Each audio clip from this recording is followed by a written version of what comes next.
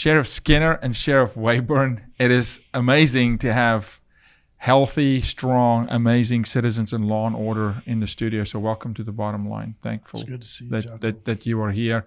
I had a really good time in your office, and it was a bit of a challenge that time. And your staff is so accommodating. You're so accommodating. You run such a clean shop. And the same in Fort Worth. We've had a lot of time together on the camera. But the show's called The Bottom Line because when we think of fighting sex trafficking and what we do, it dawned on me, lots of prayer, and we've been in this thing for 26 years. When we look at it, it's a symptom. And so for us to get upstream in the symptom, and we look at what's happening in the home and fatherlessness and the family, you're both family men. I mean, you're amazing guys. Before we go any further, the calling to enter law enforcement. I want to remind people, I think I said it in your office, there's a human being in the uniform. You don't have your uniform on today, but there's a human being in the uniform. It's not just a uniform. That's right. So the call on entering law enforcement, each of you, when did that happen? How old were you when you knew, okay, this is, because it's a calling. It is. This is not a job. Because it's too tough to be a job. You'll quit that job. It's a calling, according to me. I mean, so Sheriff Skinner. Well, I mean, for me, it all started for me in August of 1978. I took a job.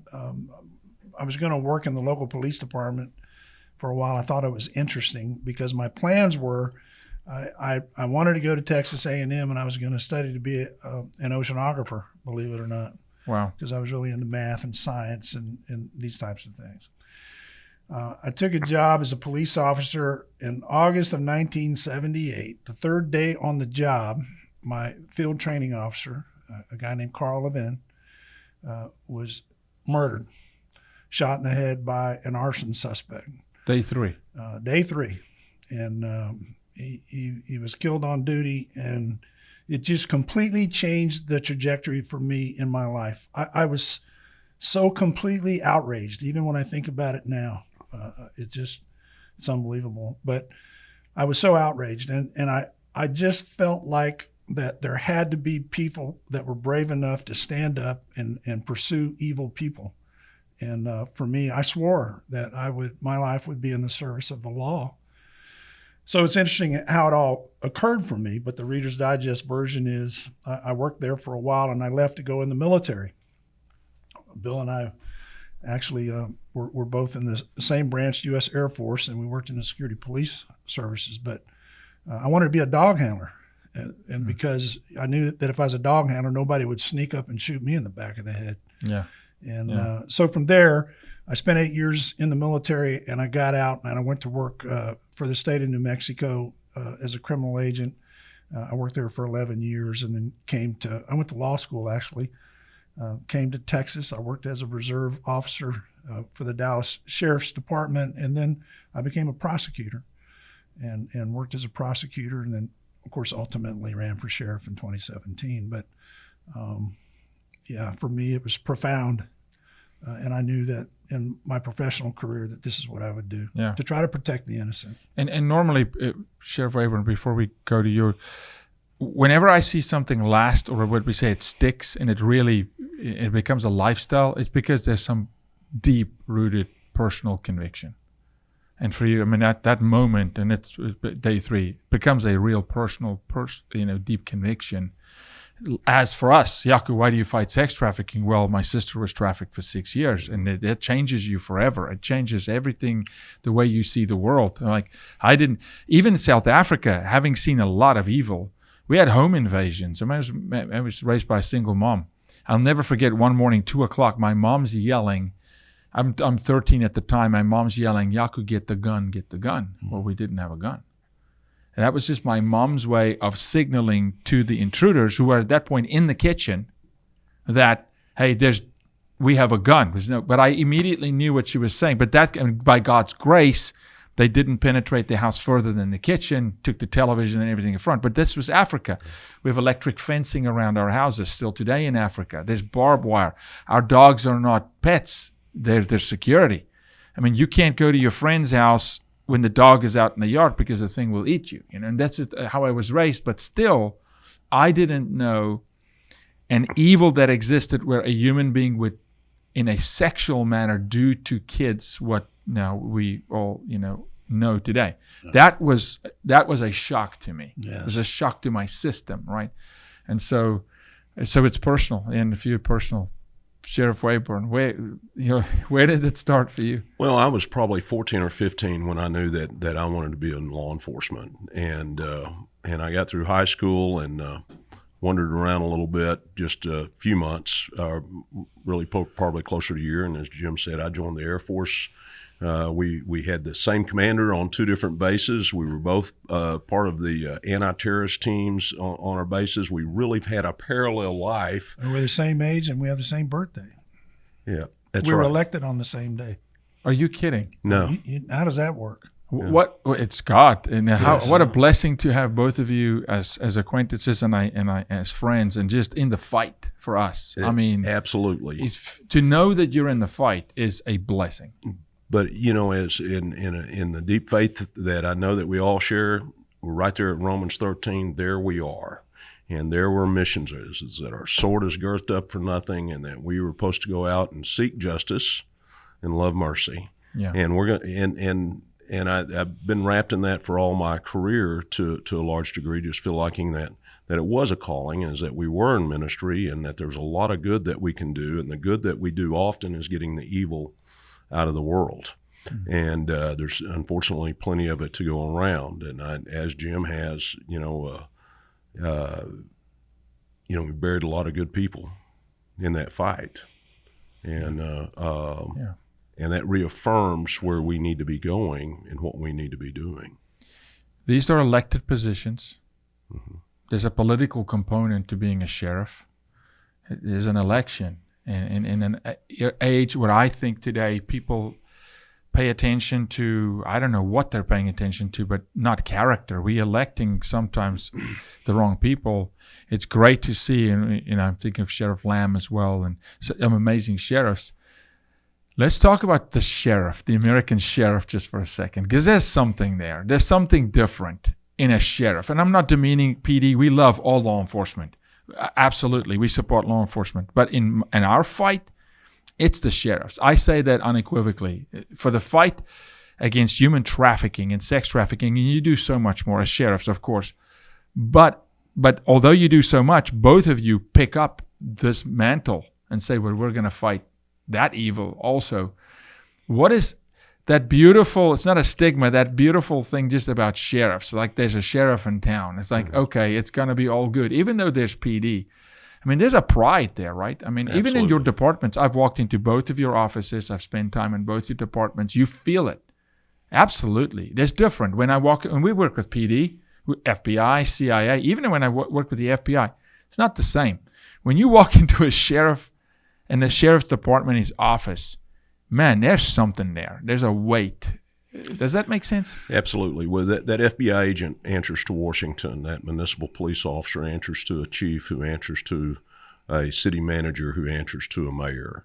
And once you step into the sheriff role, is that we answer to the people. We are the people's law enforcement.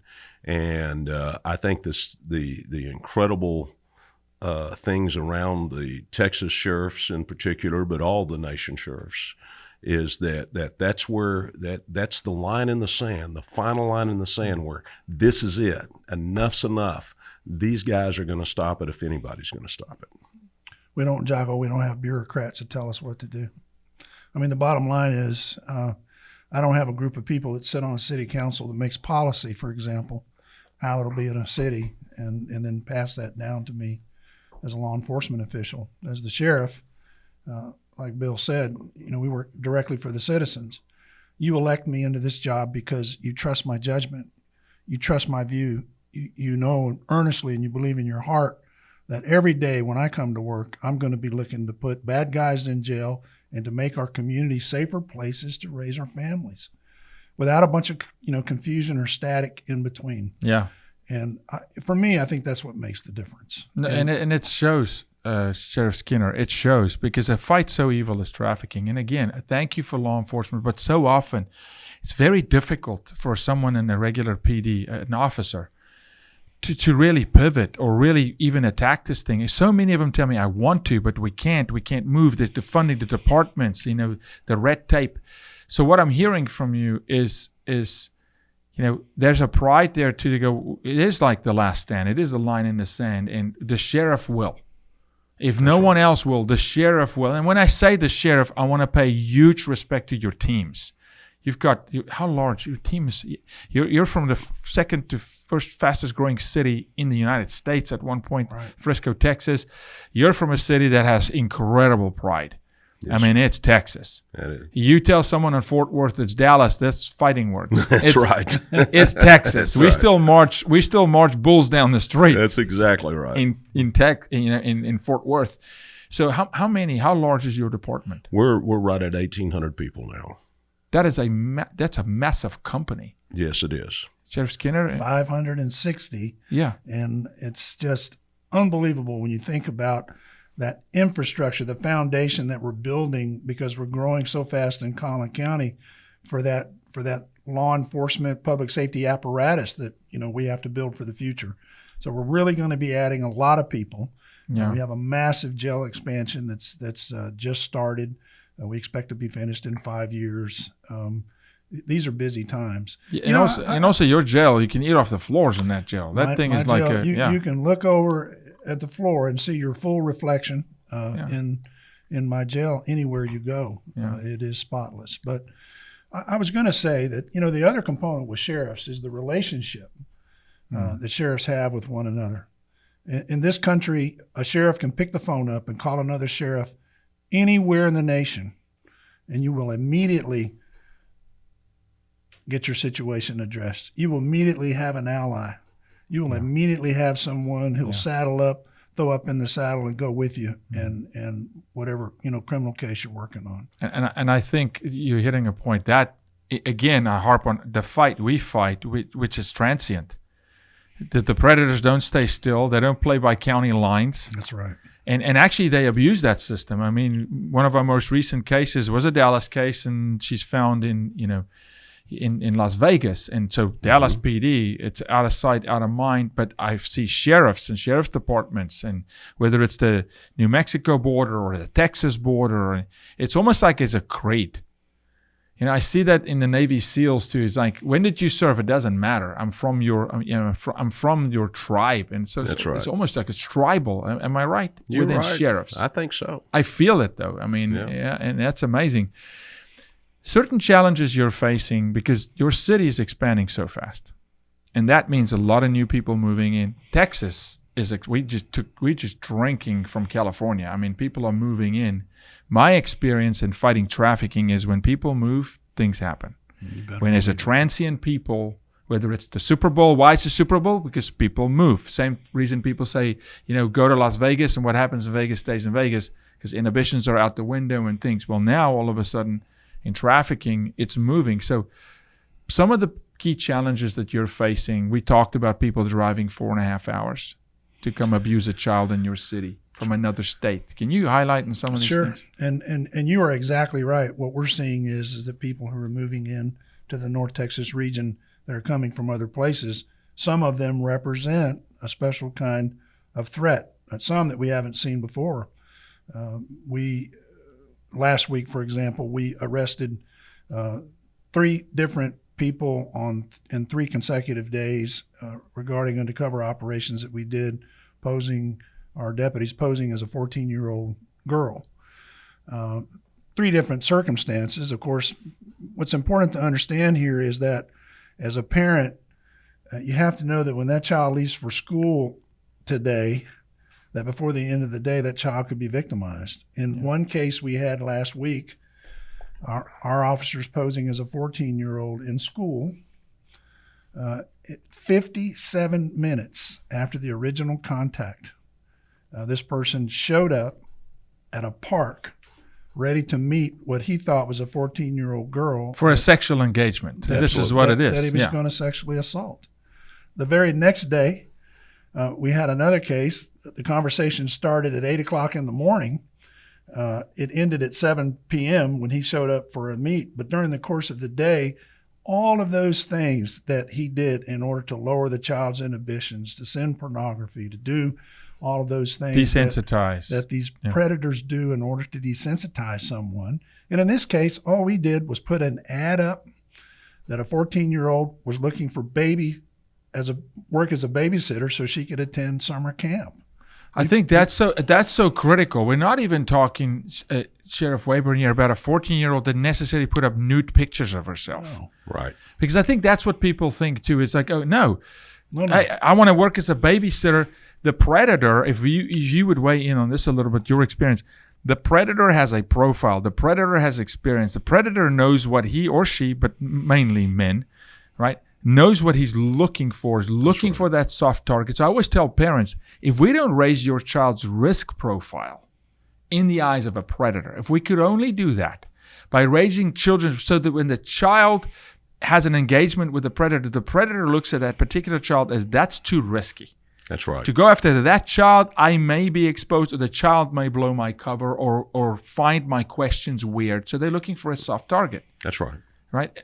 Your experience in that, is that a fair? Because this is a case of a babysitter posting to go babysit, and all of a sudden the predator goes, that's the one. That's right.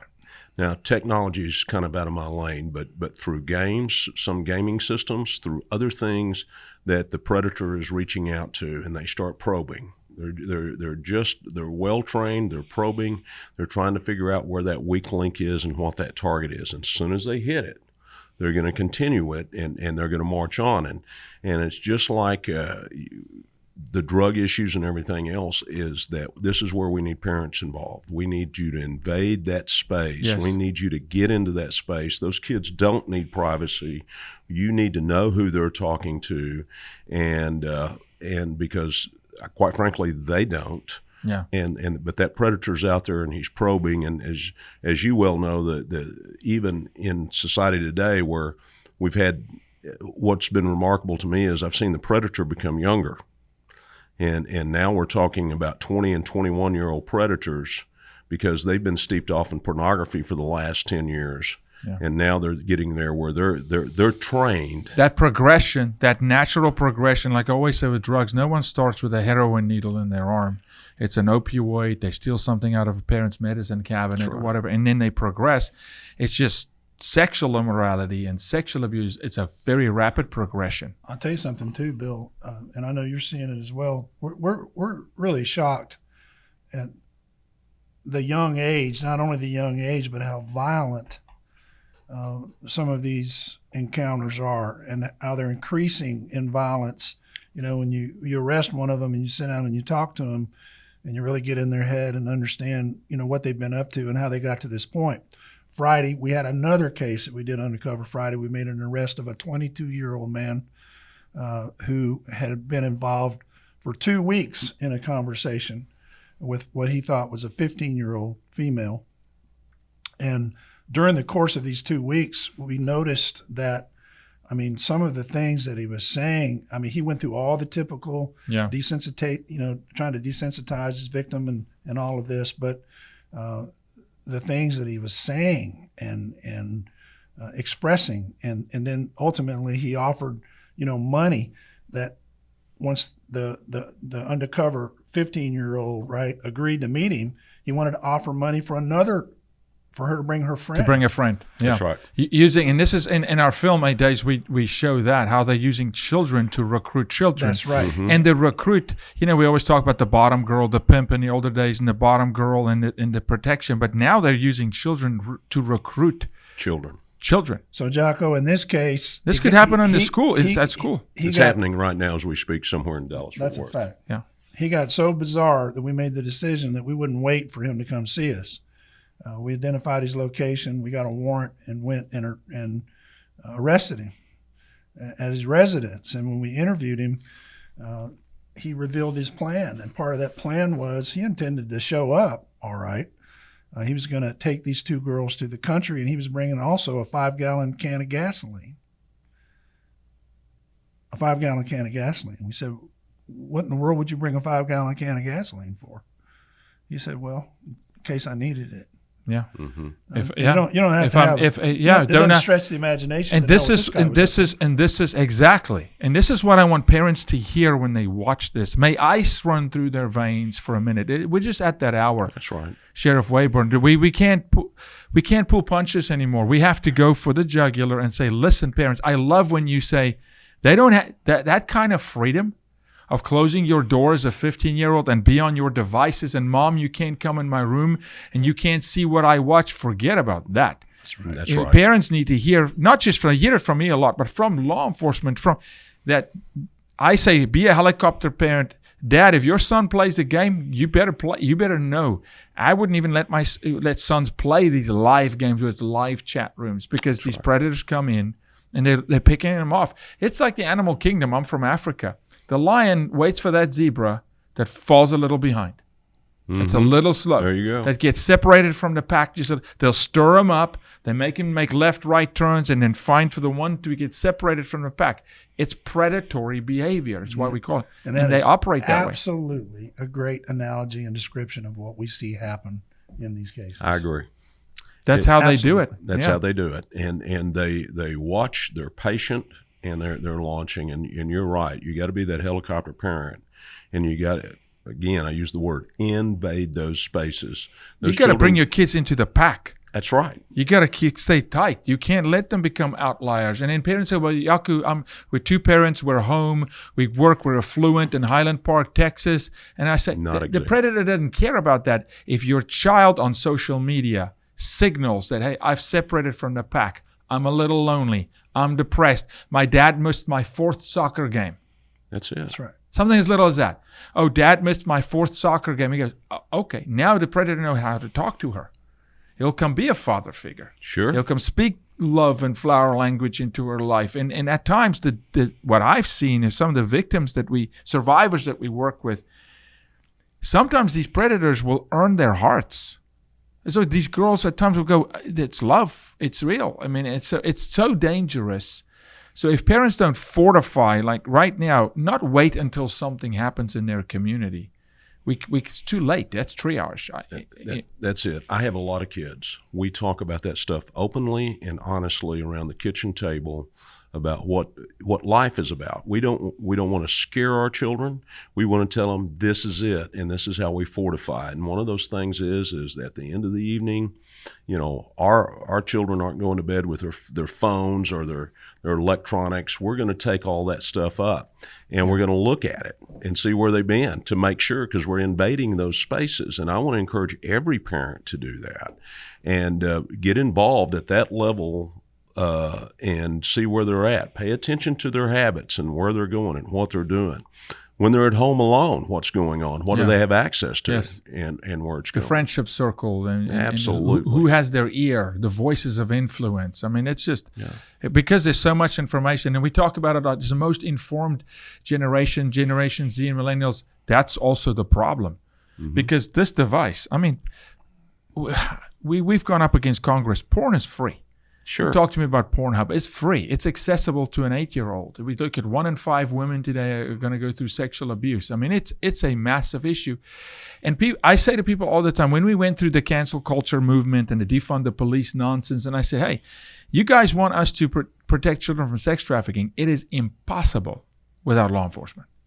It's impossible. You can't fight crime without law enforcement. Even if we were to apprehend people and find, then what? It's got to hold up in the court of law. There's a law. We're a country of laws. Well, these are extraordinarily dangerous people. I'm not telling you anything you don't know. I mean, the statistics say that for every one you arrest, the FBI is saying that in excess of 50 children you'll save when you arrest one of these people. They're prolific, right?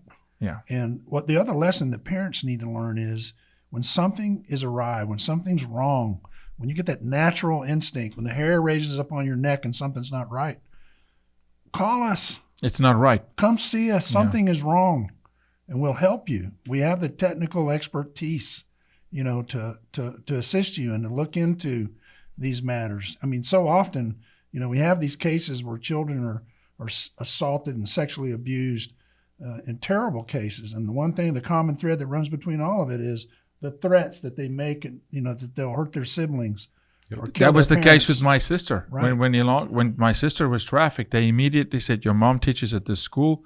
She goes home here. She goes there. We'll kill your mom. We'll kill your brothers. That's right. And all of a sudden, the victim becomes a defender of the family. That's right. Like, I'm going to be quiet. I'm going to comply. That's right. Okay, I make this statement. Refute it. Please correct me if I'm wrong. I'm not able to separate sex trafficking from drugs, from guns, from other violent crimes, grand theft auto, abuse. It's like it's just interwoven. So it's almost like when you fight one of these cases, the perpetrators, you're drinking from a fire hose. It's like it's all of it. Am I completely out of line? No, you are absolutely correct. Those are all at the same watering trough. They're all at the same trough, and we run into that all the time. And some of the sex traffickers, of course, introduce drugs immediately to their victims, and that's very common. And they will use force to maintain that victim on occasion, and so all of those things are interwoven there, and it's just a whole pack of evil all the time. Now consider that.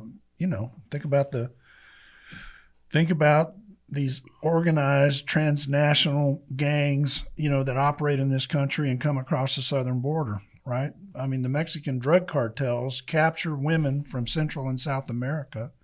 They put them in a central location. They gang rape them. They drug addict them. They bring them across the border and then make them work as prostitutes, servicing 30 johns a day. Yep. I mean, you talk about pure evil. Okay, It is evil. This happens all the time, and it's directly related to these criminals that are also trafficking drugs and this deadly poison fentanyl into the United States that's killing so many people. You're both Texas sheriffs. Our border is not too far from you. It's a very big state. Are you seeing? I think I know the answer because we go to the border. We're at the border. We do a lot of work at the border. With Sheriff Coe at the border and other sheriffs. Are you seeing a negative impact in the state of Texas, from your opinion, if you can share, either local where you are or in the state, from not having a handle on and securing a border and having a system like legal immigration? Absolutely. Absolutely, without question. The copious amounts of drugs that we're seeing, we're rescuing people.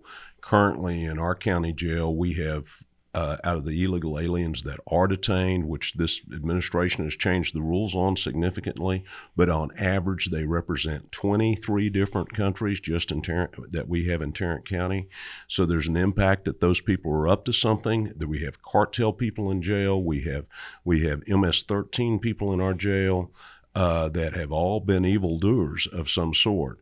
And with the interdiction unit alone, we've seized enough fentanyl to kill hundreds of thousands of people and millions. Yeah, and millions. Yeah, exactly. We're talking about and for those in the country or maybe international, because this show is watched all over, they don't understand. Texas is really big. Texas is larger than my country of South Africa. That's right. We got 1,200 plus miles of border. This is a massive state. Mm-hmm. Sheriff Wayburn, you're talking about arresting MS-13 cartel members in Tarrant County. That's a long way from the border, which means it's proliferating into the country. Well, they're pushing up. Are you seeing the same, Sheriff Skinner?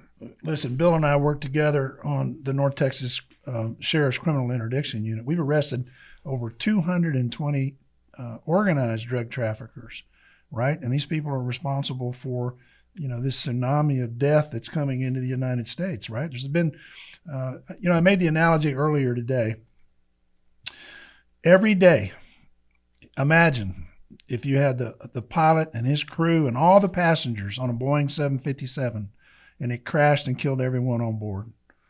In this country, every day, 365 days a year, we have the number of overdose deaths that would equivalent a 757 crashing and killing everybody on board every single day.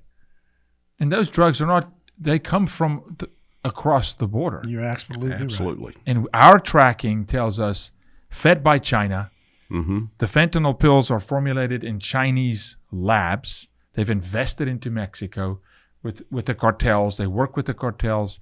Mexican, government looking the other way.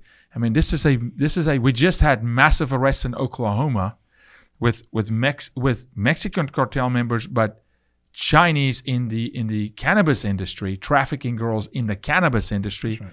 Growing cannabis, transporting across state lines illegally. And it's crazy. The southern border, our border, this is a crisis. It indeed it is. Absolute crisis. And you're absolutely right. So these criminals that are handling and organizing this prolific drug trade into the United States that's killing so many Americans. And I might add innocent Americans also, right? Because with fentanyl, the problem is we have this casual transference of prescription medication that's part of our culture in this country. So a 16-year-old child has a backache, and from her friend, she gets a Percocet, but what she doesn't realize, it's laced with fentanyl. And so her parents find her dead the next morning. Taking Percocet, not even intending to take fentanyl. The 19-year-old freshman in college who gets an Adderall from a friend to stay up and study for exams, and she dies from fatal fentanyl poisoning. So these same people, So counterfeit known branded drugs. So then where I immediately go to Big Pharma and go, what do you guys do? How do they not support a closed border? How do they not support? How is it possible? And it just blows my mind. But these are the stories unfortunately, they have to hear. South Africa, when I was a senior in high school, they ran this, we had a lot of auto accidents. There's massive auto accidents. A lot, and fatal in South Africa. So they had this TV commercial running where they actually showed an auto accident. The whole thing. And it's only, 60 seconds, 30 seconds, but it's fatal. So they actually play it in real time, captured on a camera, and it sent a shockwave. Person's ejected out of the car because it was out of control. Drunk driving was out of control. Drinking's a big problem in South Africa. And so they ran this ad. Didn't run for very long, but the impact was radical. It was the conversation at every lunch. Did you see that ad? I didn't know. I shouldn't drink. I can't. Because it was put in front of people's faces to go, this is real. It's significant. And I almost want to do that with the border. We can't, of course. But say, do you understand, America, when we talk about a border and the dangers, people die. Innocent people die. This is not a game. Well, you are absolutely right. But we have got to have a solid plan from Capitol Hill and the White House all the way to the courthouse, if you will, to absolutely do that, and you're younger than us, but, Jim and I can tell you that where everybody smoked cigarettes in the 60s and 70s, and how did that stop? Because they put it in our face on what it did to us. And this is not happening in this country. Mm-hmm. And I will tell you that Bill and myself and sheriffs across this country are fed up. Mm-hmm. I'm super frustrated. I cannot tell you, why isn't the government standing up? When you turn on the television at 7:30 at night, why aren't you warning people about the dangers of fentanyl? Absolutely. So I tell you, we're not going to just stand by. No. We're trying to talk to the private sector and work with them about coming alongside the National Sheriff's Association in order for us to work together and get the word out and warn Americans about the dangers that them and their children face. I had a conversation with both of you about an initiative that I want your feedback in before, but it incorporates the private sector. I'm just at that point. I'm at that point, and I can't do that with police chiefs because there's too much bureaucracy and red tape. It's got to be the sheriffs saying, okay, if the government will not and the sheriffs will, then let the people stand with the sheriffs and let private citizens and corporate America and those who actually love this country and just love life. That's right. Defend the sanctity of life. Mm-hmm. Honor God. Yes, defend this nation, but honor God and honor freedom. Come stand with the sheriffs across the country who are willing to stand in a fight. And every day you put that uniform on, you put all your officers. They put their lives at risk. This is not a game. This is not the NFL where you could get hurt a little bit and it's fun. There's a season and you go home. That's right. Right, and you got 6 months off. This doesn't stop every single morning. It's Groundhog Day. That's exactly right. We have got to send that message out because right now, as we speak, There is a 14-year-old child from somewhere in America that probably came up through Texas and the border that's being sexually assaulted in Massachusetts or in Washington, and there's somebody, snorting what they think is cocaine in Ohio, and they're going to be dead before nightfall gets here. That is happening right now all across our country. They've weaponized this stuff. It is terrorism at its best, and mixed with entrepreneurism.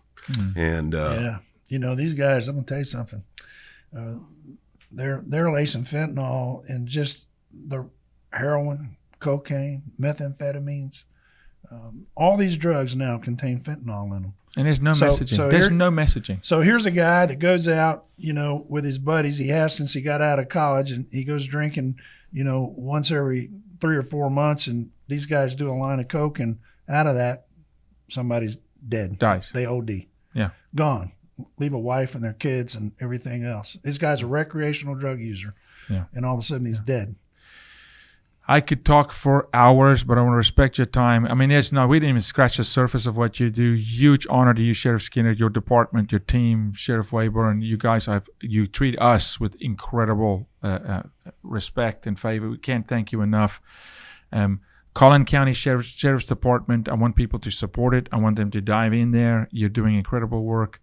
Tarrant County Sheriff's Department, you share statistics with me about, those incarcerated in jail, how many of them are fatherless. Sure. There's a fatherless conversation to be had with the two of you. I'd love to we want to just promote. We really want to promote the amazing work you do, and really elevate. I'm so over sports stars. These are the pioneers of today for me.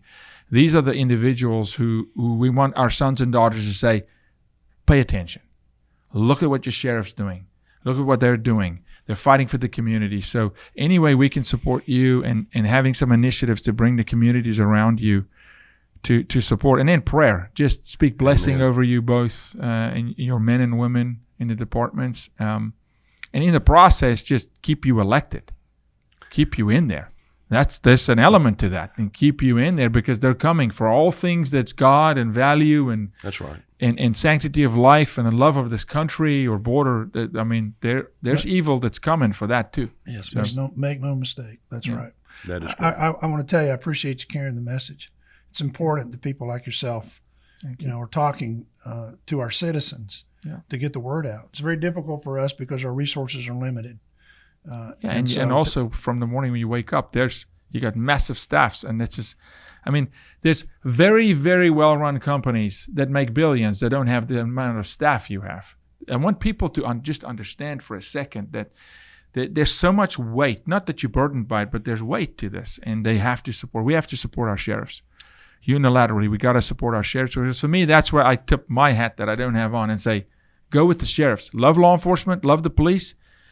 But heck, I trust that when it goes bump in the night, sheriff's going to show up. Oh, we appreciate your confidence. God bless you so much. Thank you. Thank you. Thanks, you guys. See you guys next time.